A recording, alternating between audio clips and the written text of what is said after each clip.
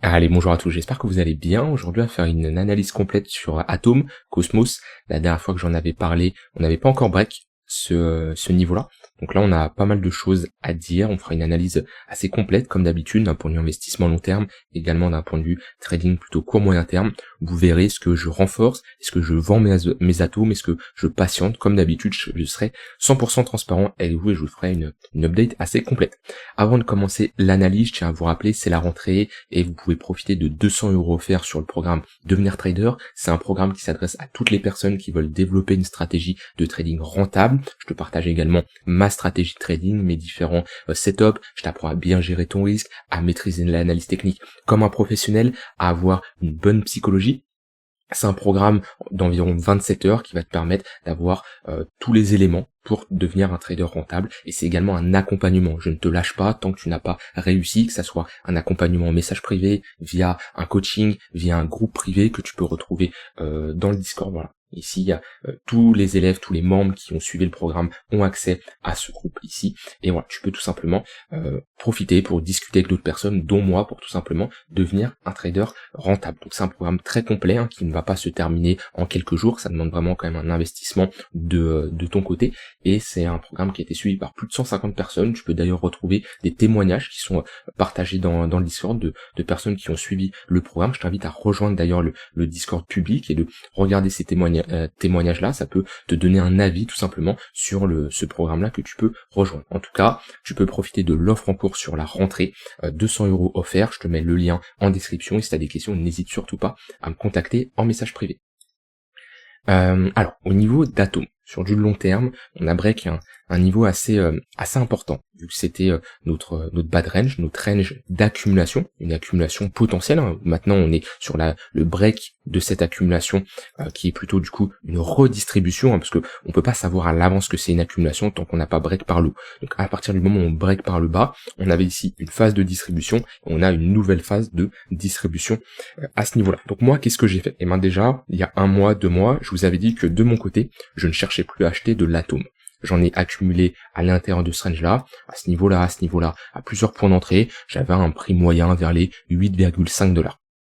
Et quand on a comme ça break ce niveau par le haut, pour moi ici j'avais des convictions qu'on sort de ce range par le haut, parce qu'on entamait pour la première fois à l'intérieur de ce range-là une tendance haussière avec des creux et des sommets de plus en plus hauts. Et quand j'ai vu qu'on a eu un échec suivi d'un break de ce creux-là, à ce niveau-là, je me suis dit, ok, on rentre dans un range mature, au vu de la configuration, ça semble mauvais, j'étais pas non plus à me dire c'est sûr à 100% qu'on break, mais je me disais, ok, d'un point de vue technique, c'est pas terrible le fait de tenter une tendance, se faire rejeter et break ce creux-là, donc je me suis dit, ok, je ne cherche plus à faire de l'accumulation de Atom à l'intérieur de ce range-là, et je vais tout simplement patienter. Donc ce qui fait que, avant j'avais une forte exposition sur Atom, et cette exposition s'est réduite avec le temps puisque j'ai accumulé d'autres cryptos à côté, j'ai renforcé des positions sur Ether BTC, donc à un moment j'avais une bonne exposition sur Atom. Actuellement on doit être sur du 8% de mon capital investi en crypto-monnaie. Donc voilà, depuis cette période-là, je ne cherche plus à accumuler de l'Atom.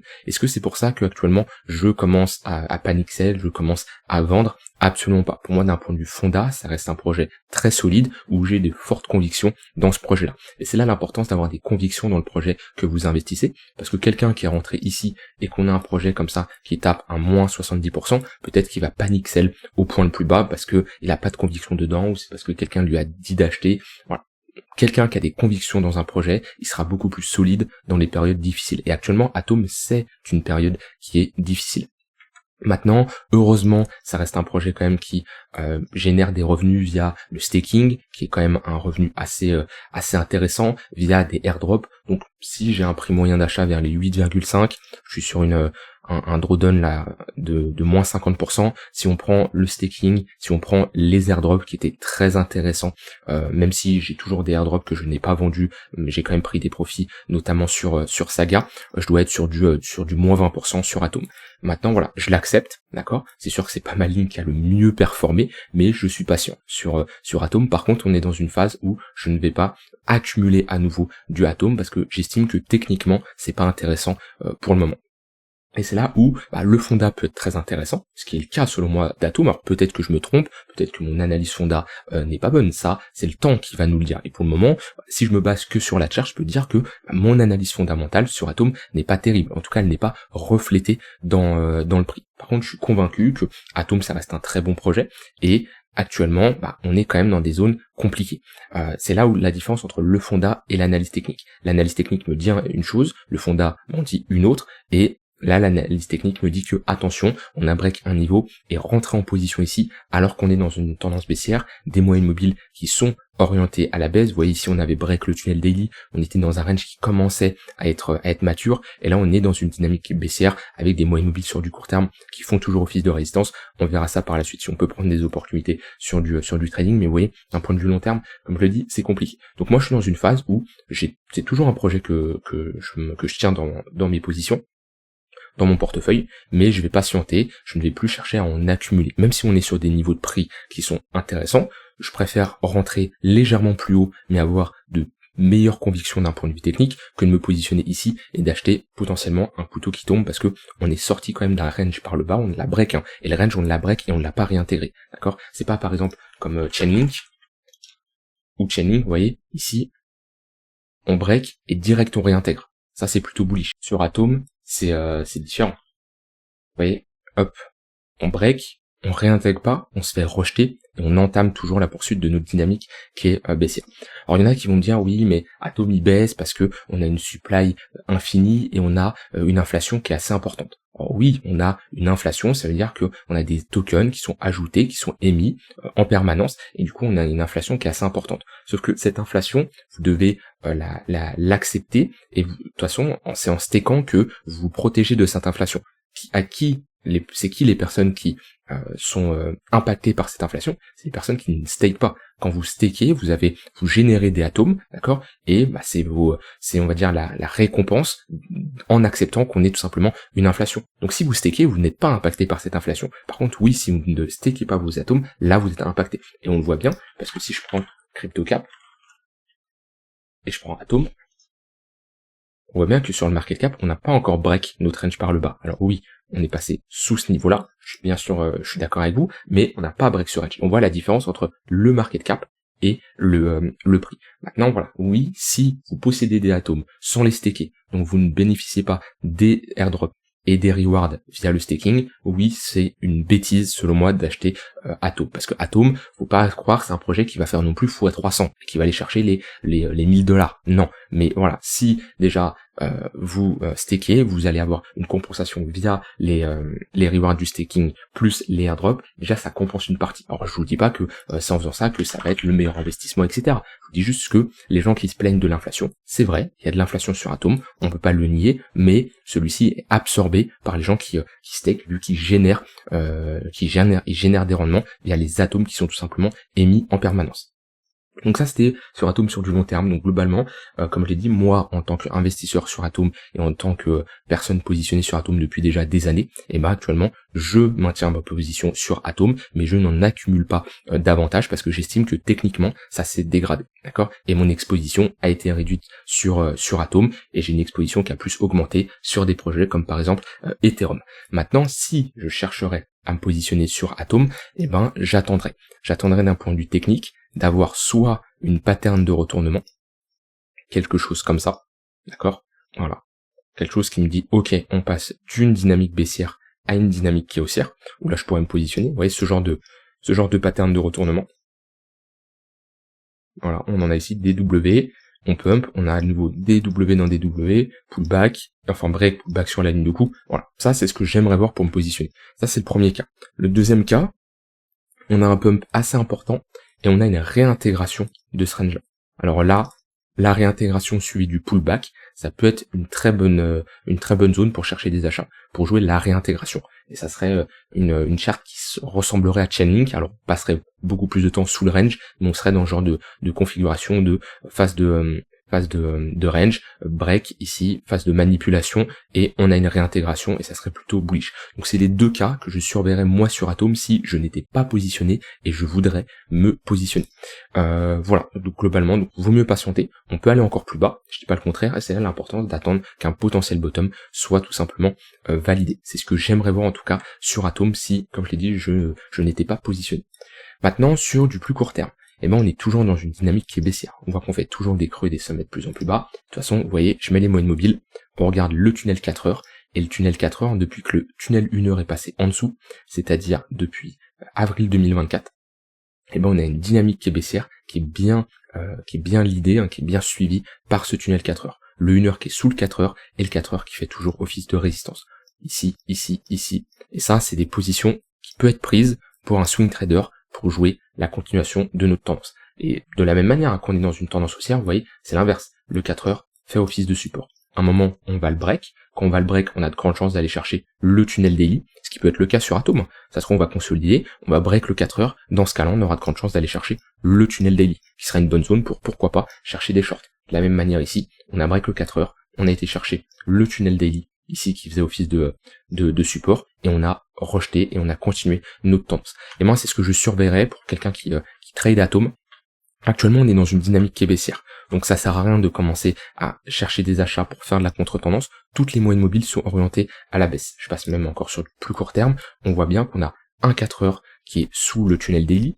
Donc ça c'est des moyennes mobiles. Pour ceux qui n'ont pas l'habitude, c'est vrai je les présente pas assez, les tunnels Vegas c'est tout simplement, c'est un indicateur, vous pouvez ajouter multi-time frame tunnel Vegas ici, et qui vous permet, c'est lui, et qui vous permet de déterminer des points de repère très intéressants pour la continuation de tendance, ça soit à la baisse ou à la hausse, via des moyennes mobiles. Donc on a 3 moyennes mobiles, 144, 169 et 233 périodes, qui sont configurées sur différentes unités de temps. Ici j'ai le 3 jours, j'ai le 4 heures, j'ai le 1 heure, j'ai le 1 jour, j'ai le 15 minutes, j'ai le 4 heures, ça après c'est d'autres paramètres que j'ai pas enclenché, et qui me permettent d'avoir comme ça une visualisation multi-time frame sur différentes unités de temps. Donc ici j'ai le tunnel 4 heures, ici j'ai le tunnel daily, le tunnel 1 heure et le tunnel 15 minutes, qui me permettent de rapidement visualiser si on est dans une dynamique haussière ou baissière sur différentes unités de temps. Ce qui est chiant avec les moyennes mobiles classiques, c'est que dès qu'on change d'unité de temps, on a une moyenne mobile qui va changer en fonction de l'unité de temps qu'on a sélectionnée. Là si je passe en daily, le tunnel 4 heures ne bouge pas. Que je sois en 15 minutes, 4 heures, le tunnel 4 heures, le tunnel daily, le tunnel 1 heure ne bouge absolument pas. Donc voilà, et ça me permet, pendant des phases de hausse, en range ça sert à rien. Je vous le dis, qu'en range, les moyennes mobiles ne servent absolument à rien. Par contre, quand on a comme ça une tendance, que ça soit à la hausse ou à la baisse, c'est très intéressant pour faire de la continuation de tendance. Et en général, j'aime bien avoir des confluences avec des... je voulais pas faire ça, avec des points pivots. Que ce soit des points pivots weekly ou monthly, pour faire de la continuation de tendance. Donc dans le cas d'une continuation de tendance à la baisse, on va chercher des confluences avec un point pivot, que ce soit weekly ou monthly, et des moyennes mobiles. Voilà, c'est globalement, quand je trade la tendance, je trade de cette manière. Donc là actuellement, on voit bien que c'est même sur du très court terme, le 15 minutes, il est de cette tendance baissière. Avec ici, on voit bien, on avait une petite tendance haussière là, c'était un rebond pour aller chercher des niveaux un peu plus haut. On voit que on peut être dans une tendance baissière majeure sur le 4 heures et avoir une tendance haussière sur du court terme. Et c'est là l'importance quand vous faites de l'analyse multi-time frame, vous sélectionnez 2-3 unités de temps, par exemple le 4 heures, le 1 heure et le 15 minutes. Et là vous regardez, ok très bien, le 4 heures, est-ce que à l'instant T, il est orienté à la baisse ou à la hausse? Très bien, on va dire par exemple le 4 heures est orienté à la baisse. Le 1 heure il est comment? Le 1 heure il est neutre.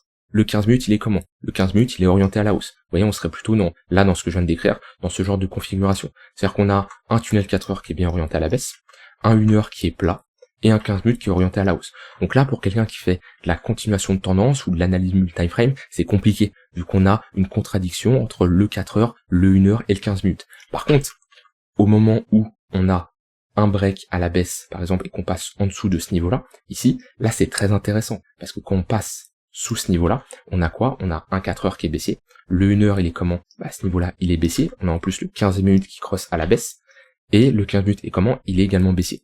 Donc là, dans ce genre de configuration, c'est très intéressant, vu qu'on a une confluence de nos 3 unités de temps qu'on a sélectionnées pour faire notre analyse multi-time frame. Et c'est là quelqu'un qui trade sur différentes unités de temps, d'attendre d'avoir une confluence. Et de la même manière, à ce niveau-là, le 4 heures était baissier, je vais enlever ça, le 4 heures c'est le tunnel rouge, Le 15 minutes était aussi, on voit bien, orienté à la hausse, qui fait office de support, et le 1 heure était globalement plat. Ce qui nous montrait que 4 heures orienté à la baisse, 1 heure globalement un range, et sur du court terme plutôt orienté à la hausse. Et quand on est passé en dessous, là on retrouve une confluence de direction de notre analyse multi-time frame avec un 15 minutes sous le 1 heure, un 1 heure sous le 4 heures. Et on voit que c'est de très bonnes zones pour chercher à ce niveau-là des shorts. Donc voilà, c'est comme ça, ceux qui font de l'analyse multi-time frame, là je vous ai donné quand même pas mal de conseils que vous pouvez appliquer. Après il faut backtester, il faut avoir des setups d'exécution, hein. Là, je vous ai donné qu'une petite partie, mais déjà ça vous permet de visualiser dans une tendance comment on peut tout simplement trader le marché. Donc de ce côté-là, Atom, j'ai pas grand chose à dire à part, pour le moment, chercher à faire de la continuation de tendance à la baisse. Attention quand même, on arrive sur un niveau de support, donc ça m'étonnerait pas de potentiellement avoir une réaction, d'accord? Donc actuellement on est dans un range, alors je peux mettre un petit volume profile pour bien définir ce range. Vous voyez, on est en dessous de la value area low, on est revenu chercher là ce petit pic qu'on a ici, et notre extrémité haute elle est plutôt ici.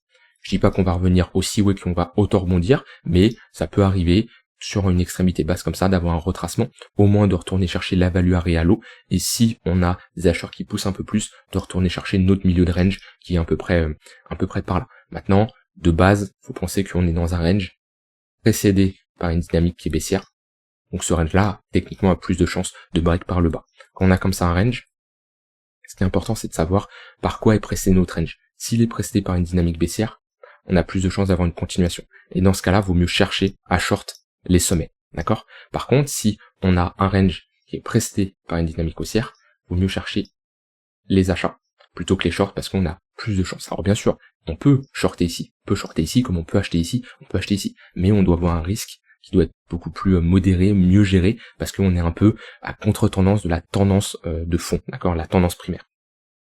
Donc voilà, ce qu'il faut retenir sur Atom, projet selon moi toujours très intéressant, mais qui d'un point de vue technique se dégrade. Donc moi, depuis quelques mois, je vous l'avais dit, je ne cherche pas à en accumuler, je ne veux pas m'exposer davantage, même si j'ai de fortes convictions à ce projet-là, je ne veux pas m'exposer davantage sur un projet où techniquement ça se dégrade, hein. Moi je fais plus d'analyse technique que d'analyse fondamentale, même si j'analyse des projets, voilà, j'ai les compétences pour analyser un projet, l'analyse technique prime selon moi.